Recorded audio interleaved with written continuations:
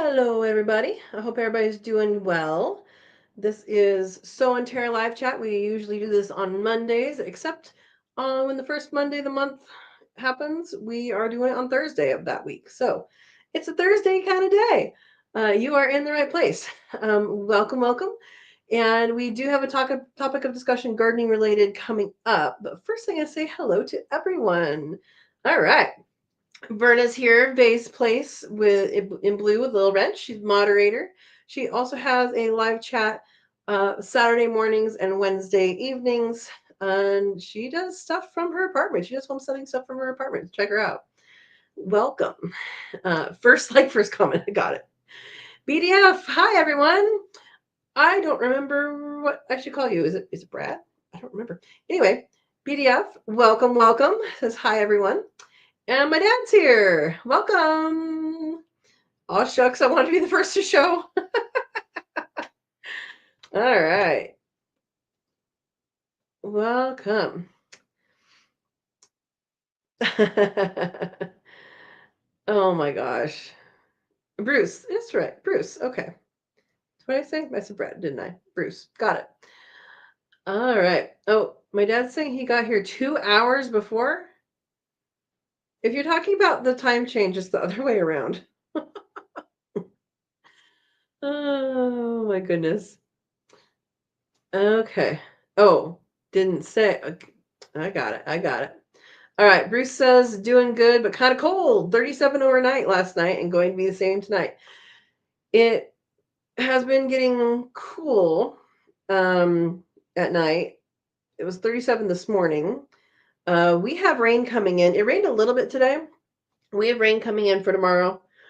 The town is having the Christmas tree lighting tomorrow, so hopefully it'll be clear for that part. But it um, is supposed to rain tomorrow, so we're in for a rainy bit, and then I'm not sure when the cold's supposed to come in, but it's in the near future, I think. So hey, maybe my French drain will get a workout. We'll see. All right. My dad says it's 2 hours earlier here. Okay, got it. Got it. Oh, Steve is S.O. Swanson blew the wrench, and he has quail. Welcome, Steve. Hey, hey, ho, ho. It's cold. You got a cold snap, huh? That's good. I want to say thank you to Steve. Last time, yeah, last week we were talking appliances and all that. So I have a refrigerator, LG refrigerator, Frigidaire, dishwasher coming next week. Thank you for your help of brand which brands we could get, and also a water heater. So those are the main power users. As you guys know, I have solar, and so reducing those older type of things, reducing the electricity use will benefit that whole system very well.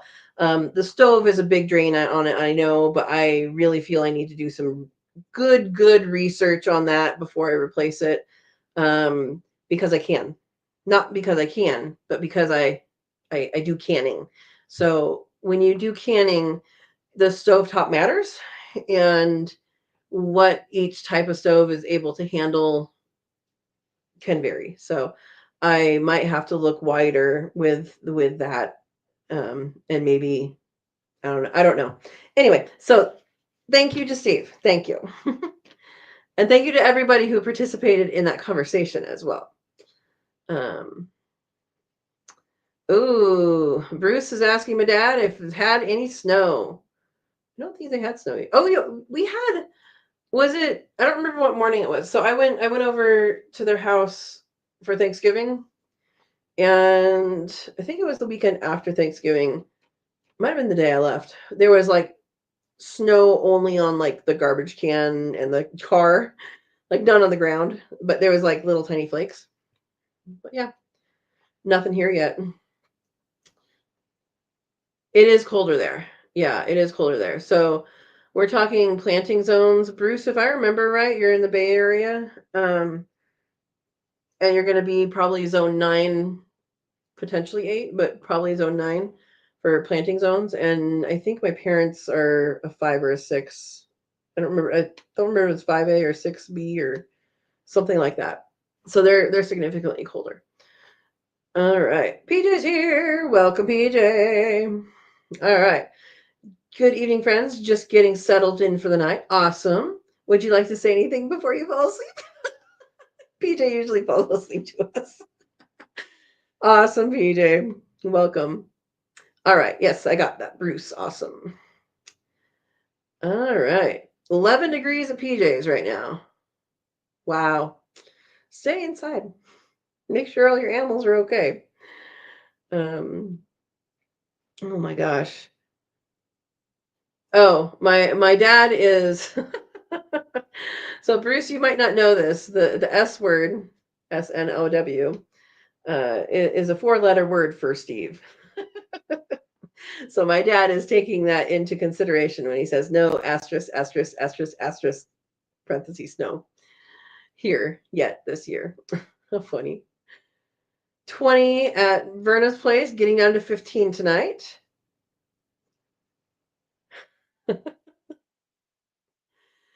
And PJ's also taking in Steve into consideration. That S word hit here hard. Did it? Oh, you guys had that storm. How much did you get? How much did you get? Howie's here, Food Forest Permaculture. Welcome, Howie. Good evening, Katrina and fellow Earthlings. Welcome, welcome. You, I think, are going to get dumped on too, right, with this storm? All right. Everybody's saying hi. Ooh, we have a saffron question. Bruce, yep, 9B. Okay. Yep, that's what I thought you were. Bruce says, can you expand on saffron? Do plants go dormant in the summer? Do they provide any ground cover? I was surprised at how fast they flowered. Yes.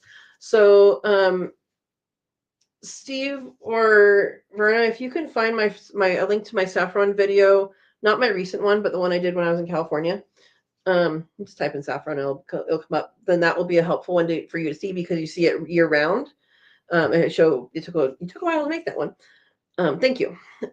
So saffron is a bulb. Saffron is a bulb, just like a tulip is a bulb, just like daffodils, stuff like that. So when you plant it, it has all the energy it needs to come forth into the world. So that bulb is an energy storage system, and the bulb is not the root. So just like when you plant garlic, you plant the clove, and the clove, well, I don't know if it's a modified stem or not, actually, for saffron, for bulbs. I don't know how that works. I think it is a modified stem, just like on garlic and onion. If anybody can confirm that, let me know. But all of the energy is stored in the bulb. So bulbs are usually dormant, or they go dormant during some part of the year.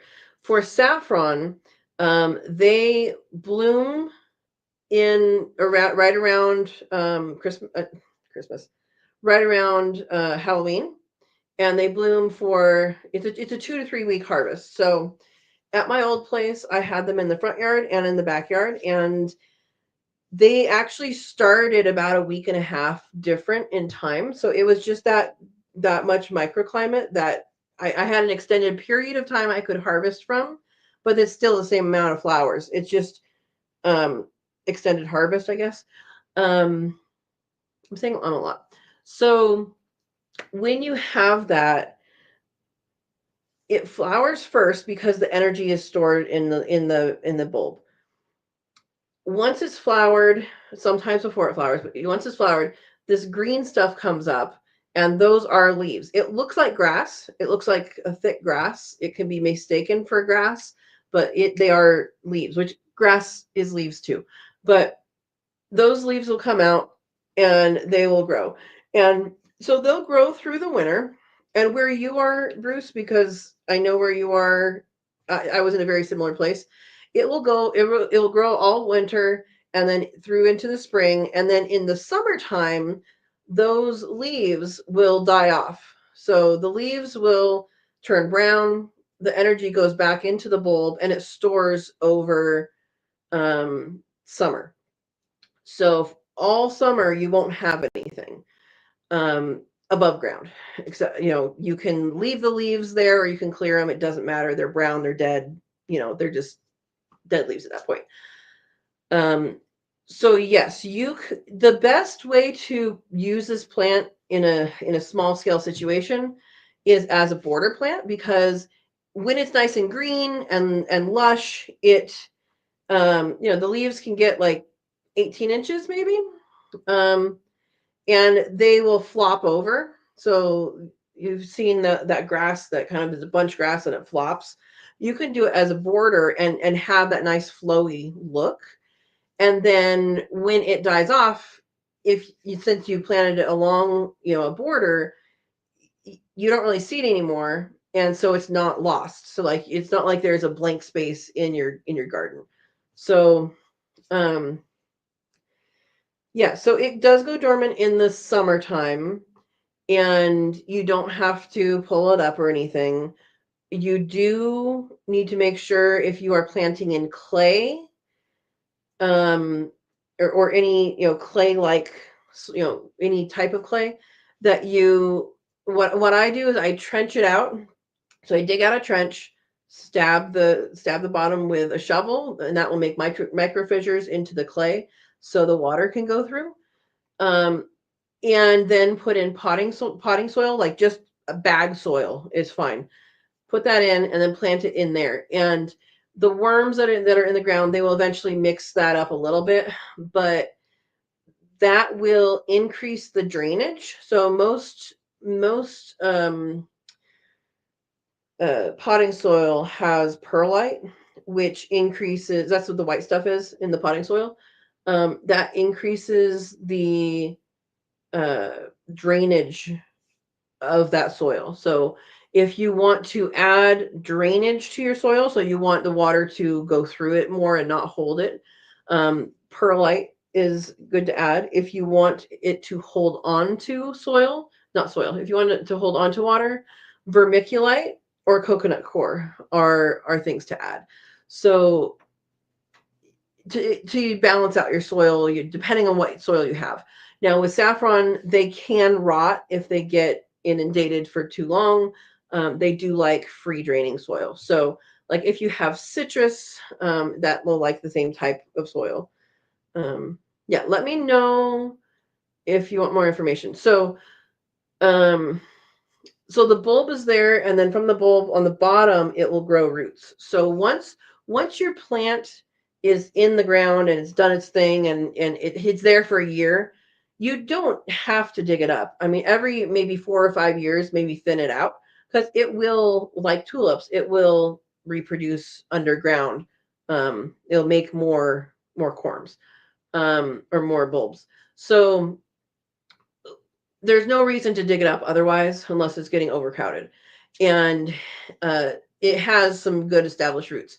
Now, when I have dug them up, and you'll see that in that video that hopefully one of the moderators found, the roots can be quite large.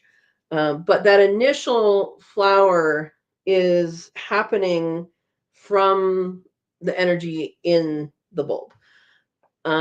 When you order saffron, it will come to you at the end of August or in September, and that's when it's supposed to be planted. So, um, kind of like how potatoes are. If you if you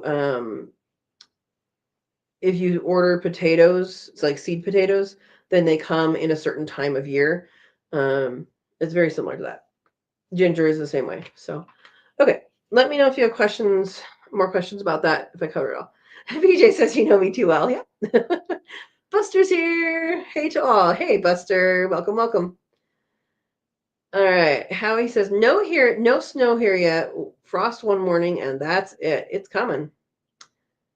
Oh, about a foot. PJ says they got about a foot, and she's shipping it to Steve. You know what you can do? You can make snow ice cream with that. I don't want to hear it if people don't want to do it for certain reasons. If I have clean snow, I can make snow ice cream. All right. Clean snow. 2 years ago. Awesome. Thank you, Verna. Verna put the link there. Um, for the saffron video from 2 years ago, I guess it was. Thank you. All right. My dad's saying my brother got all the way up to 15 today. Yeah. Yeah. Oh, 2 saffron videos? Thank you, Steve. He also got it. Oh, to 2, actually 3. Yes. Thanks, guys. Bruce says, this was the first time I've ever grown saffron. Oh, you did get it. Awesome. Awesome, awesome. I was surprised to get threads so fast. Thank you for the info. Yes, so the threads are actually the female part of the flower. So every flower has it, and it's not like fruit where you have to wait, a couple of years, it flowers, but it might not fruit. Because you're not waiting for fruit, you're waiting for literally the female part of the flower. So yeah, congratulations. And yeah, so if you dry it and you let it dry for a couple months, that's going to be a better product than if you use it fresh. So it like has this curing thing. Takes time to cure. Awesome. Well, you're welcome. You're welcome for all the info. Steve says PJ will go broke buying dry ice to keep it intact. I remember one year, my dad probably remembers this. In Bend, they have a Bend Summer Festival in Central Oregon. And there was one year that they trucked down like the dump trucks load of snow from the mountains.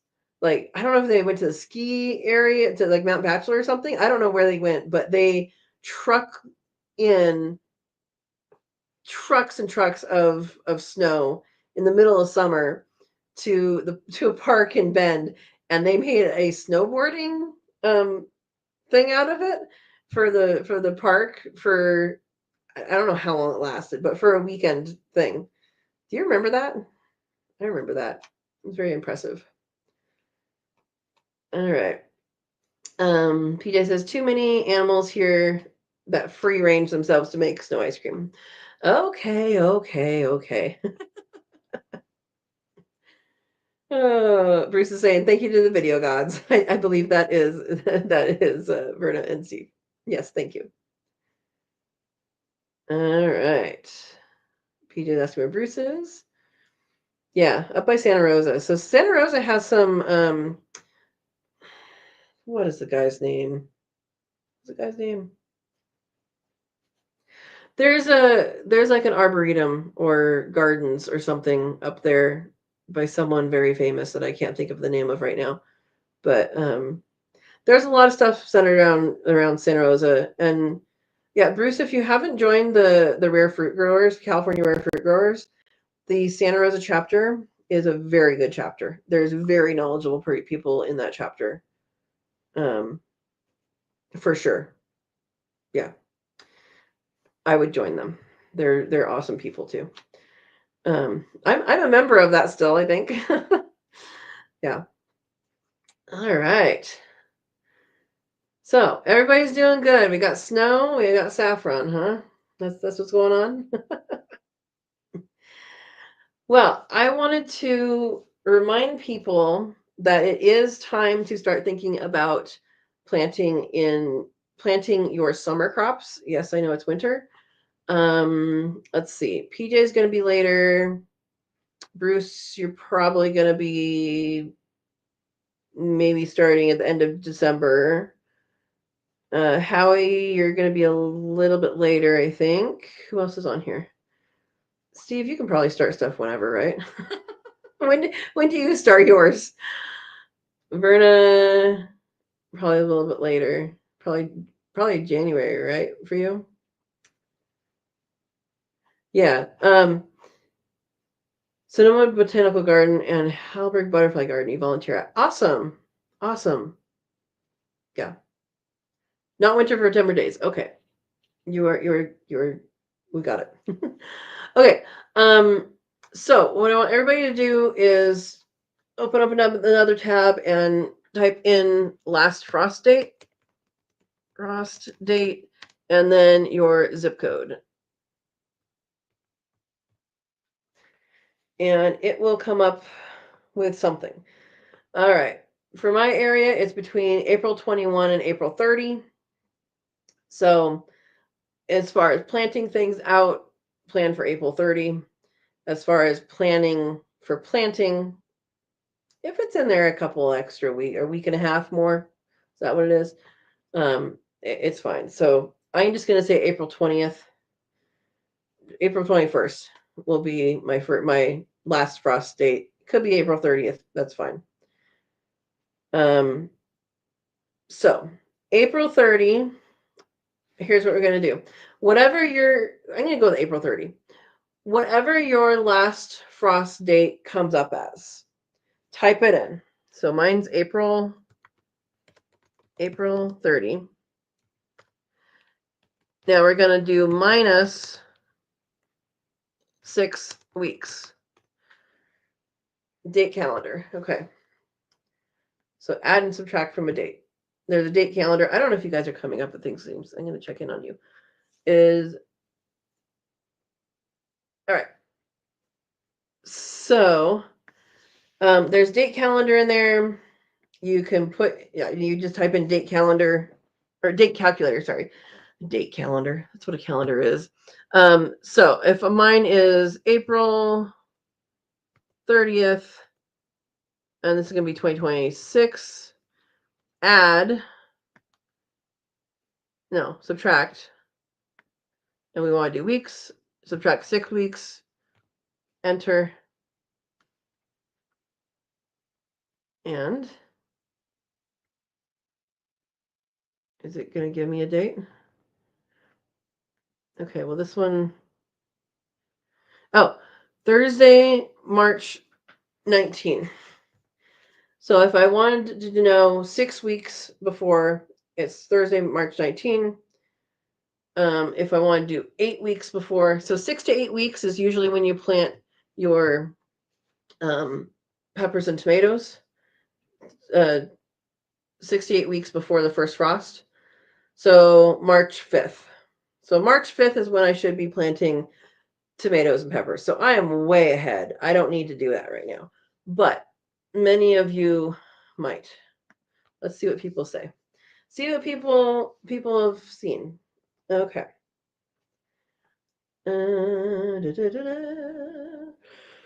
February 2nd for Northwest Ohio, but January for Southwest Ohio. Is when you start planting, or your last frost. No, your last frost is later than that, isn't it? Thank you very much for saying become a member. Join Katrina's Kids. Awesome. Steve's is mid-April. It is, okay. If you were homeless. Bruce says, I started perennial flower seeds and rosemary already, but won't start warm weather crops until February. Awesome. As I want my fall garden to give me as much as possible. Absolutely. Cucurbits and tomatoes will catch up fast. Yes, they do catch up fast. Yeah. All right, April 7th for Howie. Bruce says, last year I didn't get frost until mid-January. Oh, wow. But usually have by now. Last frost never came last year. What do you mean last frost never came last year? It kept on frosting? Okay, so that's when you start seedlings. Got it. Late April to early May is last frost for Verna. All right. So I'm just going to say 1st of March, just because that's easier to remember than March 5th for me. So 1st of March is when I should start. People in other areas, I was hoping that Aaron or Christina would be on here because they're probably already starting it. They only have a month of winter. But I wanted to show you guys, I have these, they're like photo things from Michael's. You can get them online now, craft stores or whatever. Joann's used to have them, but now there's no Joann's. Open. There we go. So what is this one? So like this has peppers in them, and I have a couple of these that have peppers, but they fit these seed packets perfectly. There's the smaller packets of the Baker Creek packets. There's all sorts of stuff in here. But let's just take this one for example, and it should tell you. I just want to show you guys what it says on the back of here. Let's see, 90 days, sprouts in 7 to 10, ideal temp 70 to 95 Fahrenheit, seed depth, plant spacing, frost hardy. No, yeah, I don't think any pepper is frost hardy. There probably are some. Okay, start indoors in bright light 8 to 12 weeks before. So this is an 8 to 12 weeker. 8 to 12 weeks. So we can go back to our calendar or our calculator and go 12 weeks. And then if we did that, then we're starting on February 5th. Okay. So now's the time to go through and see what you want to plant and go from there. Now, as Bruce said, oh, Howie's saying good night. Good night, Howie. As Bruce said, he wants to maximize his fall garden, which is very smart. And actually, let me get this out first.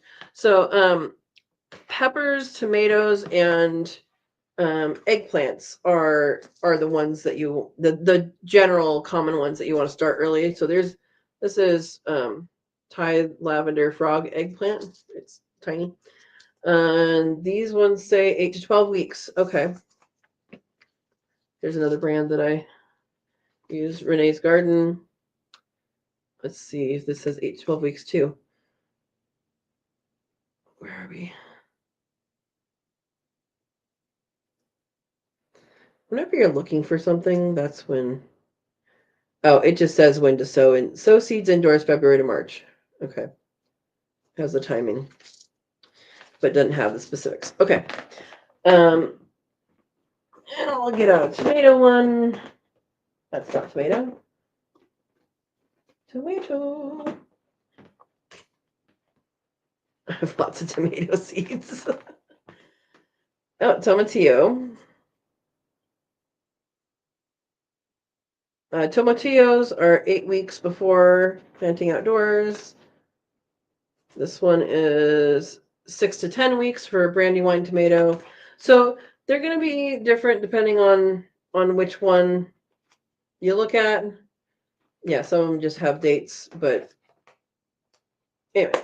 But like Bruce said,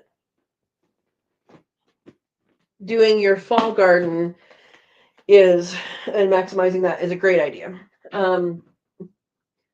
Fall. Okay, so I have more. I have 4 of these. I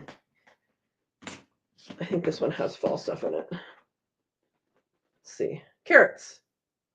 All right, so we're going to do carrots. Carrots are finicky. I've had them do great, and I've had them not do great. Recommended to sow outside 2 to 4 weeks before average last frost. Successive sowing every 3 weeks until 60 days before first fall frost. So, and then variable climates, blah, blah, blah. So, carrots 2 to 4 weeks before average last frost. So, it's a good idea to go through these now and see what do I want to plant? Just what do I want to plant? And part of that is what do I want to eat? What do I want to try that's different? Always try something different, guys. Always have some standards that you like, though, because, it's good. But I encourage you to use this time now. I just got my first seed catalog at Baker Creek. It was earlier this week. I don't remember what day. So they are starting to send out catalogs. But think about what you want to plant, what you want to eat fresh. Think about that first.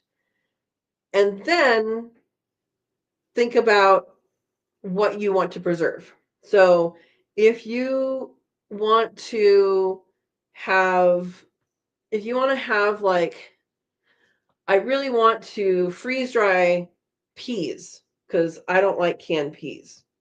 I'll eat them. But I have had a goal of growing enough peas to preserve in the freezer. Nearly every year I've planted peas. I never plant enough.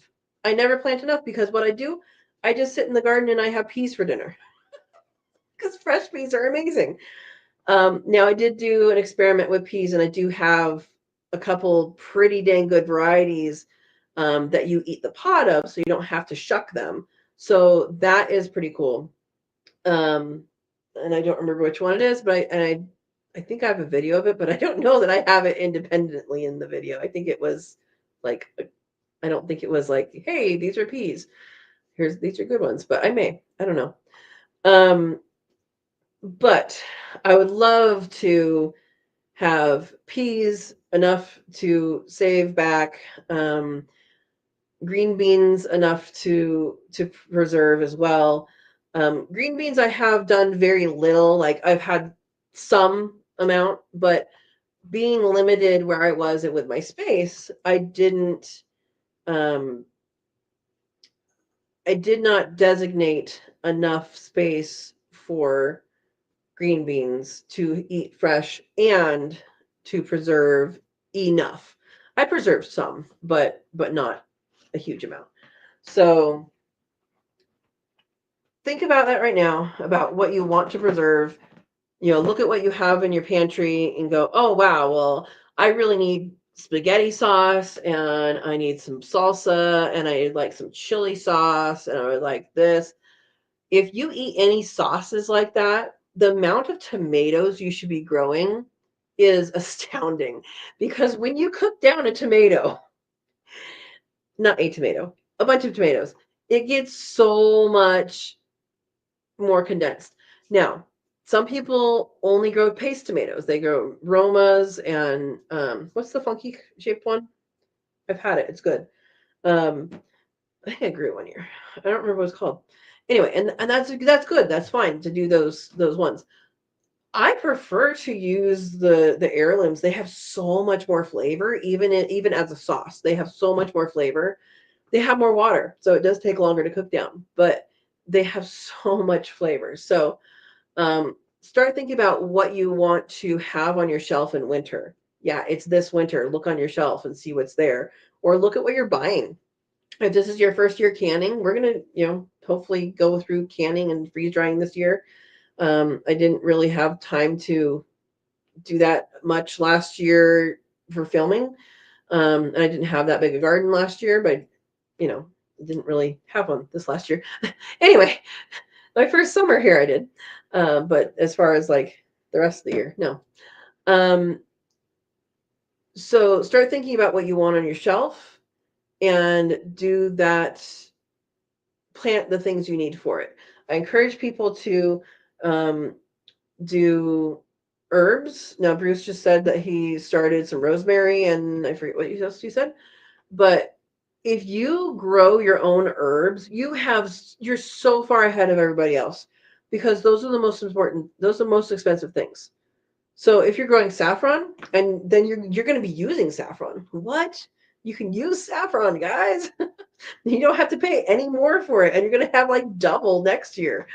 Um, so yeah, that's something to think about now, is what do you actually want on your shelf, and connect that with growing things. Now is a really good time to do that, because most of us are not quite ready to plant, but we can plan. And I know I have a lot of seeds. Most seeds last a very long time. There are some that don't last as long, and they last better in a colder situation. Um, but yeah, so like bok choy. So we can plant bok choy probably now. Let me look. Oh, and I have seeds everywhere because something fell open in here. This happened 2 years ago, I think, at my old place. I just planted them all and did microgreens, or did all that. All right, so bok choy recommended outdoors 1 to 2 weeks after your last. Oh, after your average last frost, when soil temperature is 65 to 70. In mild climates, oh, that must be, it's not true for here, but it's true for down there. So in the fall or winter for cool season harvest. Yeah. So for some places you can do that. I'm going to put these seeds back. I don't know what they are, but a bunch opened up.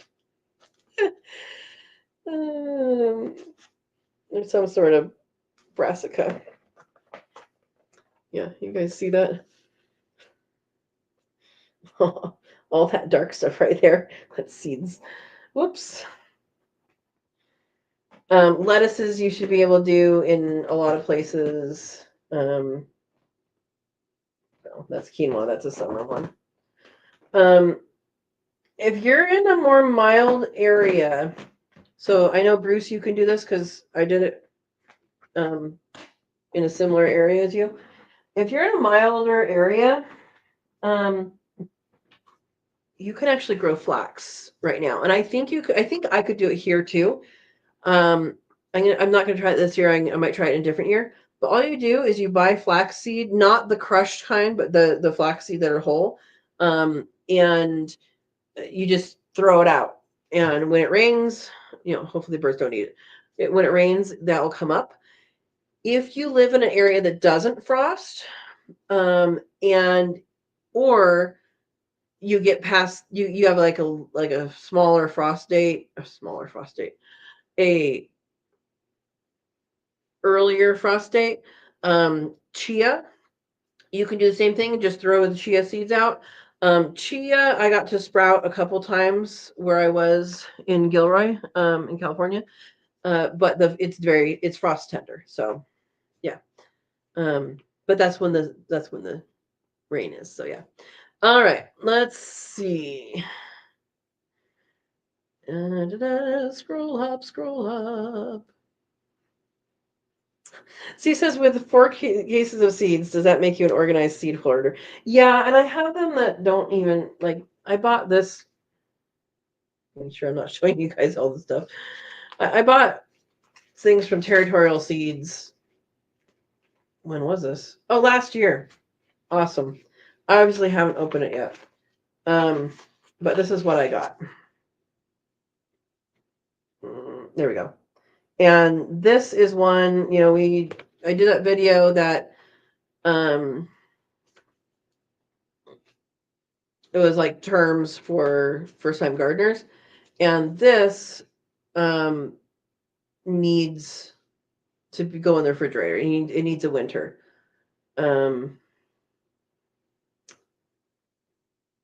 And yeah. Anyway, Territorial Seeds are good. They're a good company. But yeah, like I did that, and then I have. You can go to seed swaps and give away seeds and save seeds and stuff. And that's what this is from. Oh, some of it's from me saving seeds. Coin envelopes are a must if you're going to be saving seeds, I think. This is poa berry, and that was a fruit that I think it was I don't even remember what it tastes like, but this is a fruit that I had, and I saved the seeds. And who gets kissed corn?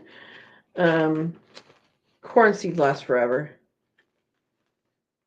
Cherokee Trail of Tears is a bean. Tender sweet carrot. Yeah, this is mostly from a seed swap that I went to. Yeah, almost all of it actually. Yeah, all sorts of stuff that you can do, and a lot of seeds last a very long time. There are some seeds that don't have as long a germination, but yeah, once we get started, it'll be good. One of mine has a bunch of flowers, so this is mostly flowers. Artichokes are in here as a flower. Nasturtiums are in here as a flower. Nasturtium is tasty flower. I have some bread seed poppies and stuff in here. Black-eyed Susan. Sunflowers. Yeah, there's other stuff in here, but there's those. Bee balm, calendula, both from my yard, and some different varieties. Carnations, which are edible. I like to plant things that are edible or medicinal, or really just good for the bees. So echinacea. So I'll be planting some of these here, obviously. Marigolds. Marigold is a good one to keep nematodes away. But yeah, if you're going to be addicted to something, be addicted to seeds, right? All right. Bruce says, I thought I had a lot of seed containers. Katrina, you put me to shame. You're welcome. Goals, Bruce, goals. Yeah. Yeah. So Verna says freeze dry and powder. So that is an excellent thing to do. If you have a freeze dryer or you have access to a freeze dryer, making powders, I'm finding that I really like that. I really like that because you can make a powder and it can be anything. You can make it into a sauce, into a paste, into a jelly or jam. You can make it into a jello. You can put it into soups. You can put it into breads. You can do so much with powdered freeze dried stuff, and it has all the nutrients in it. So, okay, Steve says opalka tomato. I don't know that one. Opalka. Okay, opalka tomato. Maybe that might be. It looks like what I'm thinking of, so that might be the name. Yeah, that might be it. Any paste tomatoes. Verna says Opolka aroma. Gianniana. What? Are three types? Okay, good. Bruce says I have a million seeds at the bottom of my seed cases. Bruce, do some chaos gardening. Have a bed that you just broadcast the seeds, run your hand over the soil, and call it good, and see what you get, and it'll be fun. It's pretty fun to do chaos gardening. Yeah. Amish paste is another. Yep. Yeah, exactly. So chard is a really good one. Most could go chard and spinach in the winter. Yeah, chard, kale, those guys. Yeah. And then spinach depends on the variety, but yeah. Also just looking at what's coming up in your yard or in your area, because right now we are having little plants come up. Mushrooms are coming up, but we are having little plants come up. I need to pay attention to. I have lemon balm that grows here. It has naturalized. I need to pay attention to when that comes up. I do, because I want to transplant some to different areas. Because right now it's in what is going what it is in what was and is going to be a road. So yeah, pay attention to what's coming up already, for sure. Here the grass has been starting to grow in the pasture. I'm hoping that the baby bunnies, the kits that are with Ravioli and Rigatoni right now, they have 3 more weeks before they go on pasture, and you'll see it in Tuesday's video. I did the helped one with nest box eye today, and they're like this big, but in 3 weeks they're going to go on pasture. And if it snows, my plan is to clear the snow and just move them on to that area. I did that a couple days last year, and it worked fine. I added a little hay in there so they weren't just wet, but that worked fine last year. And my goal again is to feed them on the pasture, but then also to nutrify the pasture and to improve upon it. So I should be looking for seeds. I need to do that. I need to call. I need to have my neighbor remind me who I'm calling, because apparently there's a place that can mix seed mixes for you. So that's what I want to do. Okay. Hours of cold. What what about hours of cold? Are you just saying that you have hours of cold, Brenna? Yes, radishes. Radishes are also there. Any of the mustards, you should be able to kind of start. Oh, that's exactly what Bruce is saying. Mustards are cover crops also help reduce the bad nematodes. Yep. Um, fava beans you can grow right now. If I'm thinking California right now. Um, yeah. Bruce says, I hate kale, but the chickens love it. I'm growing several types at the moment.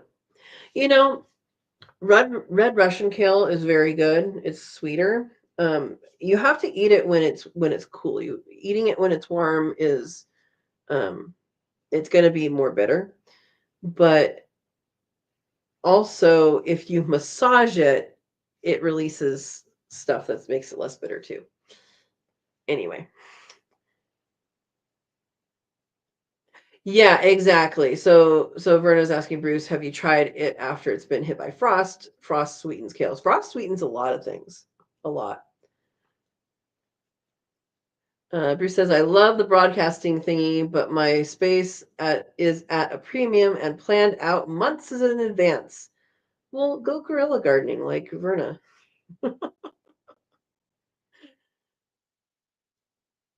Okay, Steve says, hours of cold when seeds need to be refrigerated before germinated. Oh, yes, striation. Not striation. Striation is striped, and I actually said that in the video. I had to correct it in editing. Um, striation? Oh my gosh. Guys, I'm forgetting what that word is. Anyway, yeah, so putting it in the freezer or refrigerator for a certain number of hours or days, because I think for the ginseng, and the thing is, if you have winter, you can plant it out now, and it will have a real winter. That's fine. Um, the stratification, that's what it is. To stratify it is to make it have a winter quicker. Okay, what code number is this? What? Why does it not have a code number? Okay, germination code. It says see front of this package for code that applies. Germination code. There is no. You guys see a germination code? No. Anyway, um, I know it requires being in the refrigerator, but I don't remember. I can look it up, but it definitely doesn't have a germination code on the front. Um, with ginseng, so this is American ginseng, native to woodland or understory habitats throughout the eastern and central United States. It grows best in 70 to 90% shade and is ready for harvest in 3 to 10 years, depending on the growing method. Hardy zones 3 to 8. Now I'm 8B, so I want to make sure I put this in a cooler area of my property, and so I am going to do some near the house and some up the hill. But yeah, why doesn't it have a number? I'll show you guys the back. So they have a generalized back thing that they print, and it just tells you what to do. But anyway, I'll figure it out. But ginseng it's from the eastern, right? Eastern and central United States. Yeah, so it's not native here, but it's you can still plant it here. So same thing with pawpaws when I get things started, which kind of have a beat on something here, but I don't want to share it with you yet. When I get stuff started for my food forest, there's going to be pawpaws. There's going to be probably several pawpaws because I think they'll do very well here. It might get a little warm for them in the summer, but they are an understory plant, so I can plant them like right next to the trees that are staying. Or I can actually plant them out in the nature of my property and cage them for a while. That's also a potential. So yeah, stratification is the word for hours of. It's not hours of cold. It's how long, and it'll say like 3 months in the refrigerator or 2 weeks or something like that. Yeah. Yeah. Farmel's here. Good evening. Good evening to you. All right. Welcome, welcome. Pick a small amount of kale and add it to salads to hide it from yourself. So that's another thing you can do is to dry it or freeze dry it, and crumple it up. Um, so at my old place, so beet greens are also very good. The Chioggia beets I like the best, and their leaves I like the best. They're not as quite as earthy. They have more flavor. They're pink stem, and Chioggia beets, their greens are very good, and they're not necessarily green. They have a purplish to them, and which means it has more anthocyanins in it, which is good for you. But I would do beet greens and chard and some kale and cut that up because you don't chop it in the. Here's a clue for you guys. If you're still chopping your greens, what are you doing? You have scissors. Get some good scissors and just go like this into the pan. When you have those big pieces of chard, you just twist the leaves and hold it, and it cuts right in. Magic. Um, anyway, so I do that and something with all of those greens, but specifically kale. If you add an acid to it, like lemon juice or orange juice, that actually it releases some more nutrients in it. So it's just something good to do. All right. 3 to 10 years, I'd be dead by the time it's ready, Steve. I know you're probably the oldest one here, but you're not that old. Oh, and Verna says you and me both, guys. Oh my gosh. Versus pawpaws, yummy. Yeah. I had baby pawpaws growing from seed at my old place, and I really should have just dug up everything because they ended up taking it out anyway. Yeah. So, all right. I know Farnwell just came on. I don't know who else may have just came on. We were talking about thinking about so identifying when your last frost date is. So identify that. There are date calculators online that you can use and put in your last frost date, and you can add, or your first frost date or whatever, and you can add or subtract however many weeks you want, based on what you're planting, and go from there. So um, that's going to be good to know now. You guys are about to get, if you're signed up for things, a bunch of catalogs. I just received one this week, from Baker Creek, and what December is all about is, in the garden at least, is figuring out what you want to plant and why. So, number one, what do you want to eat fresh? Number two, what do you want to have later? So, what do you want to preserve, either freeze, can, dehydrate, freeze dry? Do you want to try to have a new tea, new kind of tea, new kinds of herbs, that kind of stuff? So, see what you want to make or what you want to preserve, and then backtrack that and say, oh, if I want to make spaghetti sauce and this is how much I want to preserve, how many tomato plants do I need? Now I'm going to leave it up to you to do the math and then always add some because it's always good to add them because you never know what you're going to get. And if you make more than you anticipate, that's fine.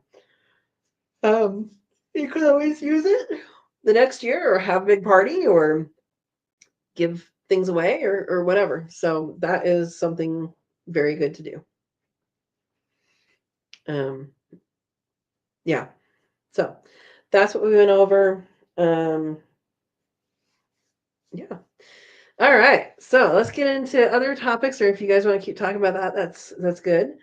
I did help one of Rigatoni's babies with nest box eye, and it already opened it more than it was yesterday, so that's good. But I figured I should help with the rest, so that's good. All right. Bruce says, uh, escarole, one of the world's nastiest tasting greens. It doesn't sound very tasty.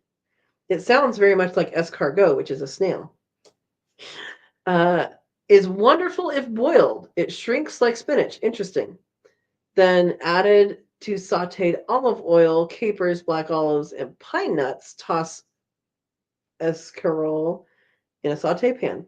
So you could make a pesto with that. It sounds very pesto-esque. Um, I don't know that one. Escarole. Huh. Melt anchovies into the mixture. You just lost me, Bruce. And Verna says, I remember when escarole was only used to decorate plates in restaurants. I remember that with kale. Okay, I'm gonna have to look up this thing. What are you? Oh, it's an endive. Okay, I know what endive is. It's addictive. Anchovies or that combination. I'm not a fish person. Not fishy. Okay, I know what endive is. Huh. Yeah. The combo. Got it. Well, the thing that I like to add to things that not everybody likes, but I love is nasturtiums. And nasturtium is a flower, and I'll show you. They are frost sensitive, but like they come in all sorts of different colors, patterns, and all that. I actually have a taste test online that I did. It must have been it was my last year in Gilroy. But these guys are delicious. And the flowers are delicious and the leaves are delicious. And I actually want to grow enough to dry it or freeze dry it, either way, and make it a powder to season things. And I think that would be awesome. And it's also used to increase immunity for your immune system for like flu and stuff. So, not a doctor, not a nutritionist. I just know they're delicious. But I want to make enough that I can powder maybe the leaves for just a spice. And what they taste like, if you haven't had them, and even if you have, they still taste the same. What they taste like is the seeds of papaya. And I don't like papaya, but I love papaya seeds. So if you didn't know that, you could eat the papaya seeds too. Yeah. And then what was I going to say? Becchia. I think these are all poppies. Yeah. Anyway, so there's a lot you can grow that is awesome.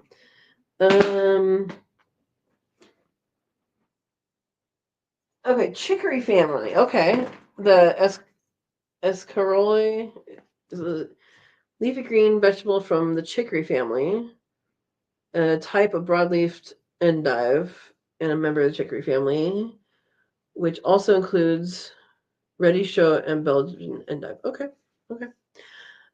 The nasturtium are a weed, but I love them throughout the garden. Yeah, they do very well in some places. Yep. I know on the coast they do better than where I was in Gilroy. But I went to this super fancy restaurant and it was so funny. I had won a raffle and it was like a Michelin restaurant, whatever. And I had a duck something, and it came with one leaf of miner's lettuce to decorate it. And I'm just like, this is fancy. This is like a weed in my garden. And the person I was with, it had one piece of chard underneath his fish. And I'm like, really? Really? Okay. I'm not a fancy person, in case you can't tell. All right. Verna says they're good as snacks. Yes, they are good as snacks. I like them, and they do taste different. So if you're curious, I don't know, you can tell my taste buds, but if you're curious about how they might be different, I taste tested. I think there's 6 maybe different varieties, and I did a taste test for nasturtiums. There's a video about that. So yeah. Um, okay, papaya seeds are a natural meat tenderizer, says Verna. Okay. Yeah, nasturtiums do seed themselves. They usually seeded themselves in my pathway. um, yeah, Verna's crying, Bruce, that you're yanking them out. um, Verna, have you seen nasturtiums where they grow super, super abundantly? Because on the Central California coast, they grow underneath like any tree. They grow underneath trees, and they're not native there. It's just they've planted. There are areas that are just like that's the only thing growing in the understory. Beautiful, but it's the only thing growing there. Yeah, not around there. That's what I thought. That's what I thought. Yeah, on the Central California coast, like there are areas that it has just taken over, and they make seeds very quickly and they drop them. So like they're gonna keep on going. So even if every year they go away, they come back. Yeah. Yeah, so Bruce says nasturtiums or weeds just limit direct sunlight in summer. And see, that's where I was having a problem keeping them. Um, is I was getting too much sun and too much heat. So yeah, like the ginseng, that will be an understory in the forest. So or part of it. Um, I have so many plans for the food forest, guys, and I'm starting to think it's actually going to happen. I know Verna keeps on saying you're doing a lot, but I really want that to happen. So, yeah. So, um, limit direct sunlight in summer. Yep. Yep. And it's funny because when they started themselves, they always started themselves like right before frost, and some of them would die. It's like, what are you doing, guys? Wait just a little longer. Oh, thank you, Verna. She put up the nasturtium taste test link. Um, yeah. Uh, I don't remember what I don't think I have any of my favorite ones. There's a, I don't remember what they're called. I know what the name is when I see it. I think I planted them all. But nasturtium is one that I love, and there's so many different colors and all that. Um,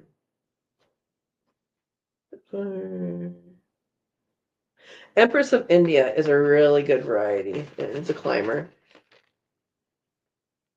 Empress of India.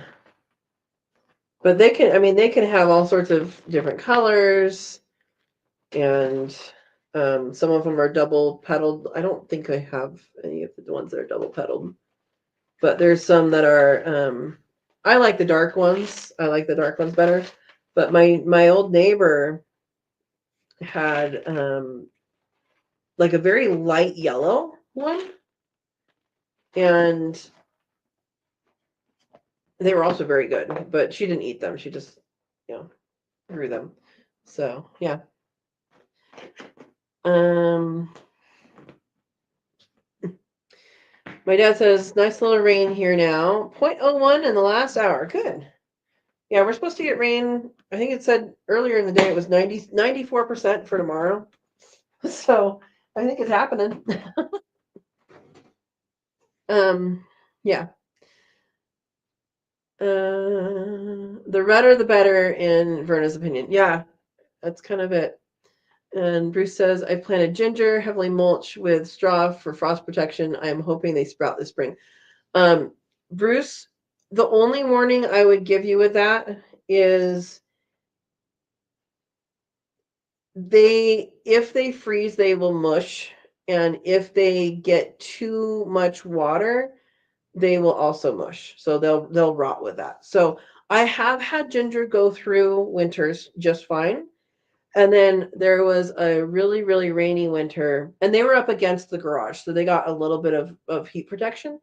Um, but if it rains a lot, then they're not going to make it um, in our area. So yeah, but good luck with that, and I really hope they are successful because I love ginger. It probably is my favorite spice, or pretty close.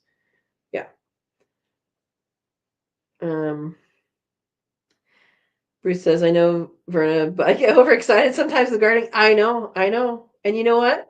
Here's the thing. You know, the plants don't know what zones we've identified for them, right? Try it. Understand it might fail. Understand why it might fail before you do it, because sometimes you don't want to do it. Like, hey, if this is going to go away, if it goes below 30, then don't do it, you know? Oh, my dad says make that 0.1, not 0.01. Oh, so good rain. Good rain. Good. Yeah, it rained earlier today. And it's supposed to rain tomorrow. So yeah. Harry D, welcome, welcome. Hello there. Lovely to meet you all. Lovely to meet you. Yeah, we are talking homesteading stuff. We're talking gardening right now. So do you have a garden? We want to know what you're growing. All right. Yeah, you can start them in your house, but it might be fine. It might be fine as long as it doesn't freeze there, like not just freeze above, but it doesn't freeze them. And it doesn't freeze very often where you are, and as long as it doesn't get too wet, you should be fine. Yeah. Okay. Verna says I'm thinking of planting one in the house around the first of the year. Yeah, do it. Do it.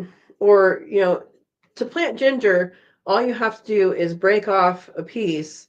I would let it heal over. So healing over is the same thing you do for potatoes. And what you do, it just heals. So not like a foot, not like the foot, like a heel on a foot, but healing like medical, like heal. So what that will do is it will make that part that was cut um, harder, so bacteria and stuff can't get into that. So that is going to it can potentially matter. Yeah. All right. Bruce says my house space is all committed to growing starts for my spring plant sale. That is awesome. That is awesome. Yeah, Verna says let it heal, then plant. Healing is like forming a scab. Yeah. And Bruce, if you can grow ginger, which I believe you can also grow turmeric. So do that. And there's lots of different kinds of turmeric. As long as a piece of ginger has a nub on it for planting. Exactly. Oh my gosh. Bruce, well, he says last March I sold over 700 starts at the end of my driveway. That is a awesome business. Awesome. Yeah. And a seed packet costs, well, I don't know really what they cost now, but $3 or $4 for a seed packet. And you get, I don't know how much the ginseng was. I do. Let me look. Because I have this packaging still. Well, maybe it doesn't have the price. It doesn't have the, let me look and see if it has the price. It doesn't. This is just a shipping thing. But this has 50 seeds in it. That means you have potentially up to 50 plants, So, and, all sorts of different things. Yeah. All right. Harry D says, I do apologize. You don't have to apologize. Ain't a gardener, but may I say a comment about the grass length on your property? Sure. Do you have a pollinator habitat? Is that what you're saying? Oh, um, yeah. There are hundreds of types of gingers also. Yeah, so there's tons of different types of gingers. What is the one called? There's Gangal? How do you say that one? Gangal? I don't remember. And turmerics and all that. Yeah. Verna says, I usually start ginger in a tray with a bit of water until the nubs grow, then plant it. I've never tried starting in water. I've always done just in soil. Yeah. Bruce says, I buy seeds by the weight, half ounce or ounce, and forgo the packets. Yep. Bruce, you should look up Clayton Farms in Clayton because she buys some pretty interesting. Clayton's in the Bay Area. She buys like bulk of just the things that she wants, and so she like has really searched hard to find some interesting varieties. But you might hook up with her for getting different varieties. Be kind of cool.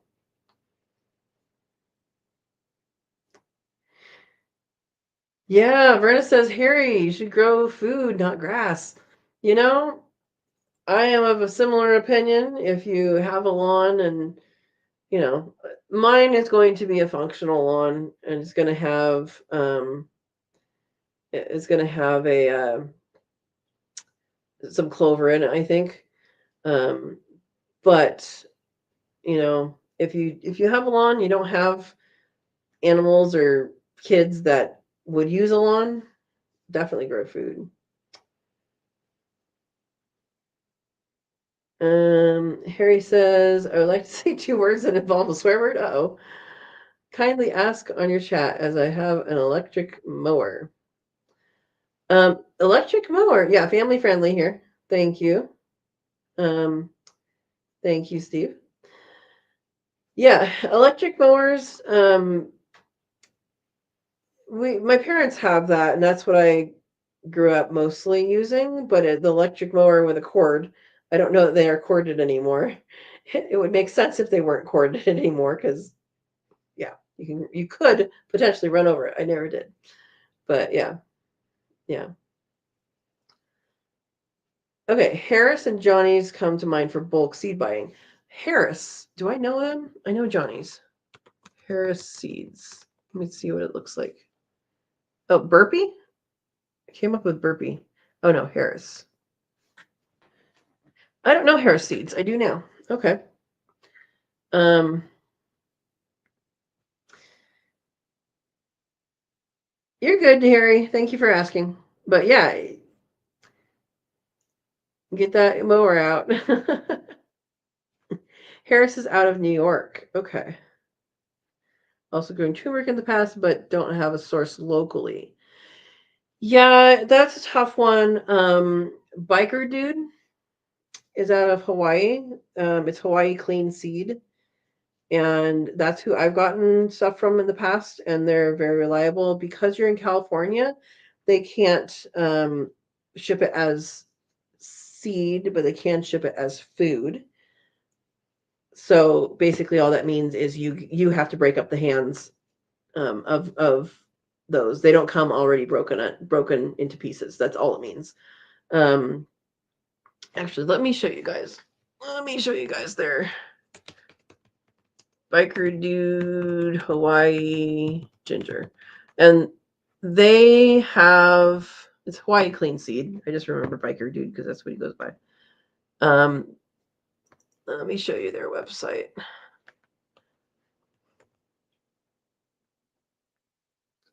Hang on. Share screen. Hawaii Clean Seed. So they do tissue stuff, because ginger has a potential for disease. So there's in soils there can be all sorts of bacteria and diseases and all sorts of stuff. And part of what happens with ginger is a plant can be infected and still end up in the grocery store because it doesn't if a plant's infected, it doesn't affect us. So we can still eat it, we can still enjoy it as ginger, and no harm, no foul. But planting ginger directly from the supermarket can potentially expose your soil to a pathogen.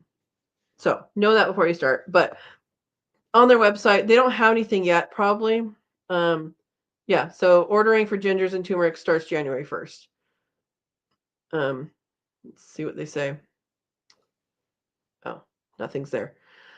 Oh, yeah, so nothing's really there right now. They say it's going to start January 1st. And then they deliver it, I think, in March and April. And the different types of ginger that they have will vary during different times. They have different turmerics here, sample packs. They don't have any of that. So yeah, I mean, you can't really buy much right now, but oh, they added something. Turmeric and ginger products from our friends. Oh, products. Okay. Yeah. So basically you come back on the 1st and see what's here. So in the past they've had a lot more than 3 different types of ginger. And same thing with turmerics. And then exotics that they've had gongal, is that how you say it? They don't have it up anymore right here. But anyway, look up Biker Dude or Hawaii Clean Seed, and that's where I would go for ginger or turmeric. And yeah, most deliveries start in April. Yes. Okay. So Hawaii is Hawaii, not, and it is California. So that's why they say they can't ship it as seed, but they can ship it as food. So yeah. Yeah. Don't check my pockets. Harry says, it has been an absolute pleasure to chat to you all. Thank you. I hope you all have a lovely day now. Awesome. I hope you have a lovely day as well, and that you're able to get your lawn tended to. Yeah. Thanks for stopping in.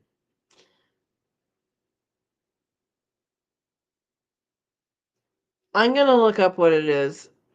Ginger. I know I'm saying it wrong. Relatives.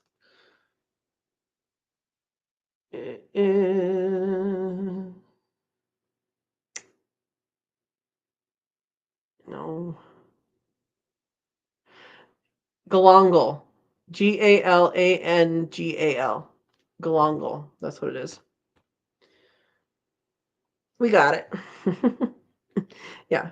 And it's a very strong tasting thing that I think is used in a lot of curries. If I'm like Thai curries, I think.